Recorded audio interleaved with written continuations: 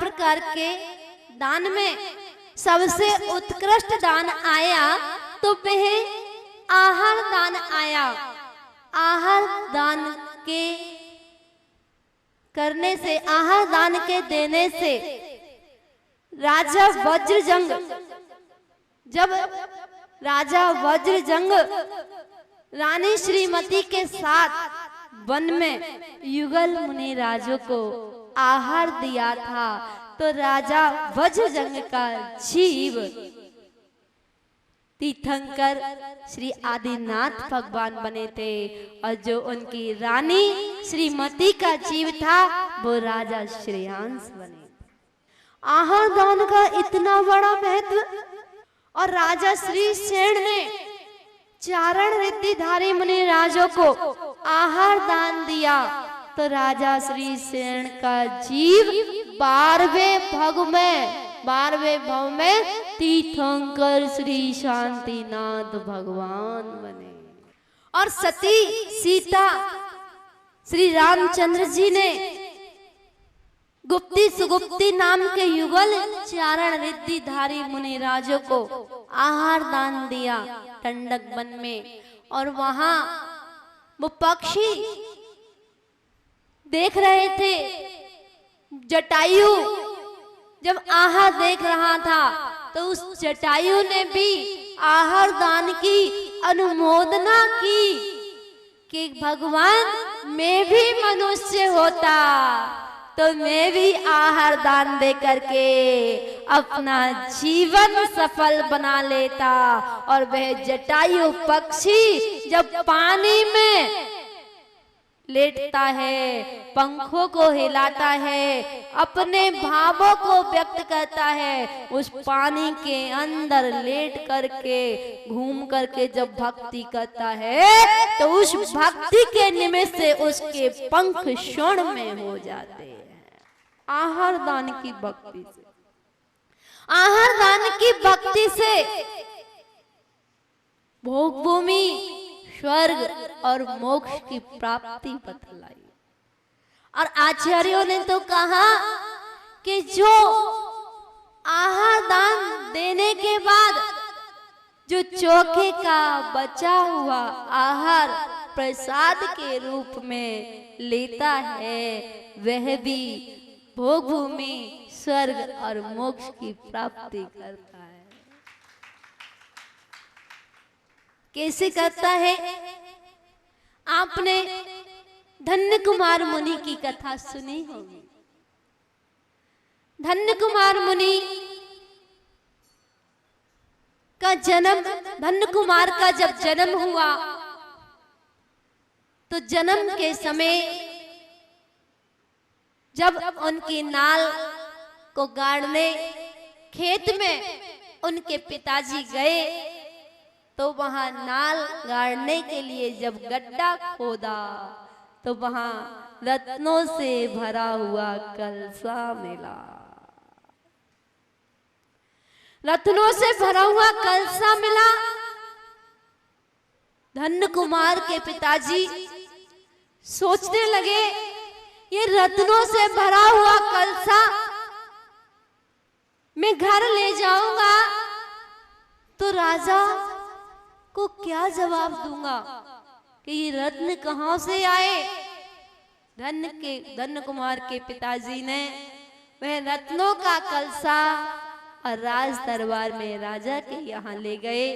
राजा को वो कलसा दिया, हे राजन, मैं अपने पुत्र की नाल गाड़ने खेत में गया था तो मुझे वहां स्वर्णमयी रत्नों से भरा हुआ कलसा मिला है, ये आप ले लीजिए। राजा ने कहा नहीं, यह तो तुम्हारे पुण्य का उदय है, तुम्हारे पुत्र रत्न की प्राप्ति हुई है, उसके पुण्य का उदय है, उसके पुण्य से उदय से ये कलसा मिला है, ये कलसा रत्न भरा हुआ तुम्हारा है। पता आगे जैसे जैसे धन्य कुमार बालक बड़े होते गए उनके और भी 7 भाई थे और 7 भाई उनसे द्वेष करते थे। माँ और पिता धन्य कुमार से बड़ा स्नेह भाव रखते थे। जो 7 भाई थे वह उनसे देश भाव रखते थे। एक दिन माँ से बोले, माँ ये धन्य कुमार कुछ भी नहीं करता तो भी तुम इनकी सेवा करती हो, इनसे इतने अच्छे से बोलती हो, सारी इच्छाओं की पूर्ति करती हो, और हम इतनी मेहनत करते हैं फिर भी आप हमारी तरफ ध्यान नहीं देती हो, इनसे भी कुछ काम कराया करो।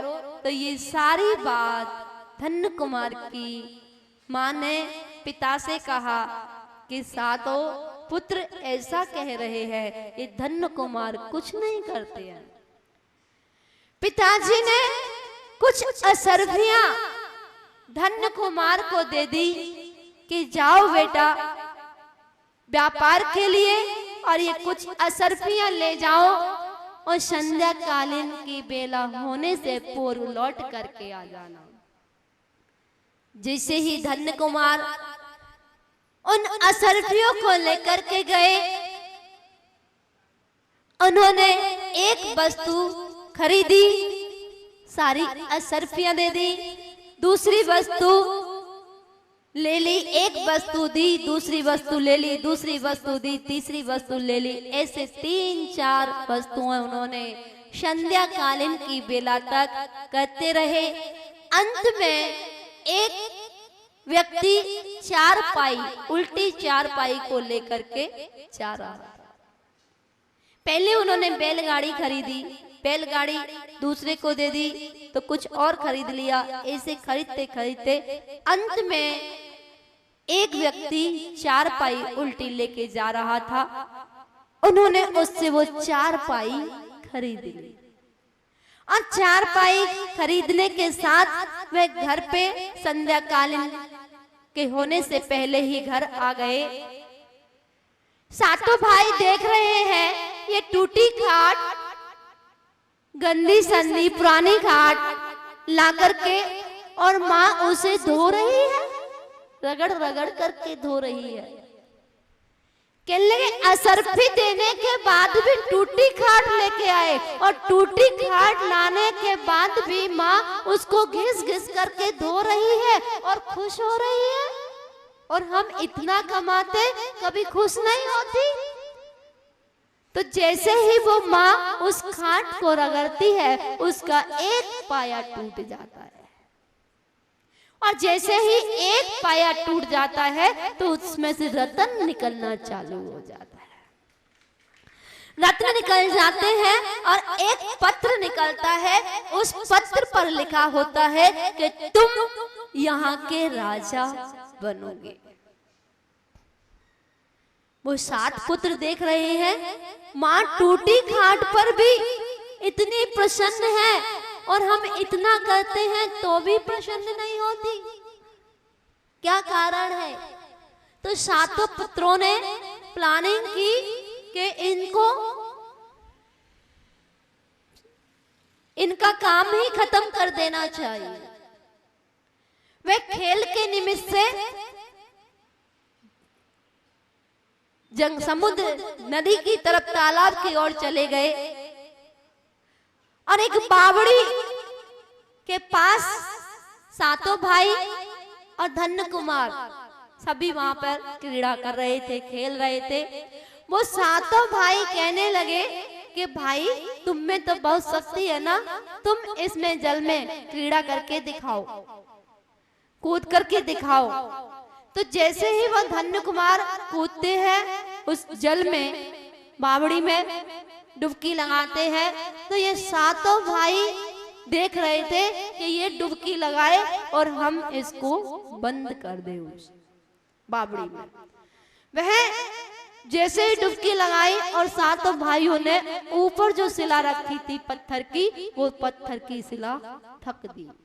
अब धन्य कुमार निकल नहीं पाए। अब वो देख रहे तो जो नाली, एक उस बावड़ी में एक नीचे से रास्ता होता है पानी के निकलने का, वह पुण्य का उदय था, तो उन्होंने वह रास्ता ढूंढ लिया और वह उस पानी के स्रोत की जहां से निकलता था वहां से निकल करके वो बाहर आ गए। अब जब बाहर आए तो उन्होंने देखा कि मेरे 7 भाई मुझसे द्वेष करते हैं, उन्होंने मुझे मारने की योजना बनाई, क्यों मैं वापस घर जाऊं, क्यों ना वन की ओर निकल जाऊं। वापस घर की ओर जाऊंगा फिर से वो यही व्यवहार करेंगे, तो चलो वन की ओर चलते हैं। और वह धन्य कुमार वन की ओर निकल जाते हैं तो वहां एक मुनिराज मिलते हैं। वो मुनिराज के जैसे ही दर्शन करते हैं अवधि ज्ञानी मुनिराज, और अवधि ज्ञानी मुनिराज के जैसे ही दर्शन करते हैं महाराज श्री नमोस्तु। महाराज, मेरे कौन से कर्म का उदय है जो मेरे 7 भाई मुझसे द्वेष करते हैं, मेरे पूर्व भव को बता दीजिए। मुनिराज ने कहा, ध्यान से सुनो, तुम पूर्व भव में तुमने कुछ दान नहीं किया और एक बार एक सेठ जी का मंदिर था, वो मंदिर में सोने के छत्र चंवर लगे हुए थे। 2-3 पहले भव की बात बता रहे हैं। तो उसमें तुम्हारे मन में भाव आया था कि ये रत्नमयी छत्र चंवर कैसे ले, तो आपने ब्रह्मचारी का वेश बना करके उस मंदिर में गए और सेठ जी उस समय कहीं चले गए थे, तो ऐसा तुमको मौका मिल गया था उस छत्र चंवर को, वहां की वस्तु को लेने का। उसके कारण तुम 7वें नरक गए और 7वें नरक से निकलकर तुम मच्छ बने, ऐसे उन्होंने बताया। फिर तुम तंदुल मच्छ बने, तो तुम्हारे मन में भाव आया, तंदुल मच्छ का होता है, जो मगरमच्छ होता है उसके कान में एक तंदुल मच्छ होता है, और वह तंदुल मच्छ छोटा सा मच्छ मन में विचार करता है, जैसे ही मगर का मुंह खुला होता है उसमें से जीव आते हैं जाते हैं आते हैं जाते हैं, तो उसके मन में इतनी सी भावना आ जाती है कि ये कैसा है, इतने बड़े बड़े जीव आ रहे हैं जा रहे हैं और ये किसी को नहीं खा रहा, मैं होता, ऐसा मन में भाव आ जाता है और उस भाव के कारण फिर 7वें नरक जाता है। ऐसे तुमने कई बार भ्रमण करते करते तुम मनुष्य पर्याय को धारण की, तो तुम्हारा पुण्य बहुत क्षीण था, तो तुम अकृतम पुण्य के नाम से तुमने जन्म लिया, और जिस समय तुम गर्भ में आए तो तुम्हारी नानी स्वर्गवास हो चुका था, और जब तुमने जन्म लिया तो तुम्हारे पिताजी चल बसे थे। एक राजा, जब तुम अकृतम पुण्य थे तो तुम्हारे घर में धन वैभव सब कुछ था, लेकिन जब तुम्हारा जन्म हुआ तो सब कुछ चला गया। जो इनके यहाँ अकृतम पुण्य के यहाँ कृतम पुण्य, जो नौकर था वो नौकरी करता था, अब उसने नौकरी करना छोड़ दिया। किसने? नौकर ने, कृतम पुण्य ने। ये इनका नाम अकृतम पुण्य था, उसका कृतम पुण्य था। तो उन्होंने, उस नौकर ने नौकरी करना छोड़ दिया क्योंकि धन संपत्ति सब नष्ट हो चुकी थी। एक दिन क्या हुआ कि अकृतम पुण्य सभी लोग, वो जो नौकर था वो सेठ बन गया, और उस सेठ के खेत पर जितने भी जो मजदूर होते हैं, काम करने वाले होते हैं, वो खेत पर काम कर रहे थे। तो अकृतम पुण्य ने सोचा, मेरे घर में कुछ भी नहीं है खाने के लिए, क्यों ना मैं भी सेठ के यहाँ चला जाऊं, मैं भी 2 पैसे लेकर के आऊंगा। वह उस नौकर के यहाँ चला जाता है, मजदूरी करता है, और मजदूरी करने के बाद संध्या कालीन की बेला में वह नौकर कृतम पुण्य का जो था वह सबको चने देता है। जो सब काम करने आते हैं उन सबको चने पैसा वगैरह देते हैं। अब जब उस अकृतम पुण्य का नंबर आया तो उस अकृतम पुण्य को देख करके उस कृतम पुण्य के मन में विचार आया, नौकर के मन में विचार आया कि ये नौकर मतलब आज मेरे यहाँ नौकरी कर रहा है, कल मैं इसके यहाँ नौकरी करता था। ये सेठ जी का बालक और आज मेरे यहाँ नौकरी करने आया है। नहीं, मैं इसको चने नहीं दूंगा, मैं इसको रत्न दूंगा। और जैसे ही वो कुछ रत्न ला करके अकृतम पुण्य के हाथ पे रखते हैं और जैसे ही वो रत्न लगते हैं वह अंगारे बन जाते हैं। अंगारे बन जाते हैं तो वह अकृतम पुण्य कहता है कि सेठ जी आप सबको तो चने दे रहे हो, सबको पैसे दे रहे हो और मुझको ये अंगारे क्यों दिए आपने? अब वह नौकर विचार कर रहा है कि हे भगवान, कैसा ये पुण्य पाप का झोंका होता है। मैंने तो रत्न दिए और रत्न अंगारे बन गए। तो उसने कहा जाओ तुम अपना ये झोला लेकर के तुम्हें जितने चने भरने हैं उतने चने भर के तुम अपने घर ले जाओ। और वह बालक उस झोले में चने को भरता है। क्या भरता है? चने को भरता है और उस झोले में छेद होते हैं तो वो चने रास्ते में गिरते गिरते गिरते गिरते कुछ एक मुट्ठी चने बचते हैं। संध्या कालीन की बेला में वो अपने घर पहुंच जाता है। माँ पूछती है तुम कहाँ गए थे दिन भर से?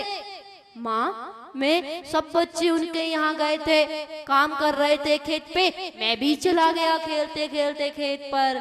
मैंने कृतम पुण्य के यहाँ भी मैंने भी मिट्टी डाली। तो माँ ने कहा ये चने कहाँ से लाए हो? माँ उनने ही मुझे ये चने दिए। अब माँ के मन में विचार आया कि जो नौकर हमारे यहाँ नौकरी करता था आज मेरा बालक उसके यहाँ नौकरी कर रहा है, ये कल से फिर जाएगा। इसे लेकर के और वह गांव से बाहर निकल गई।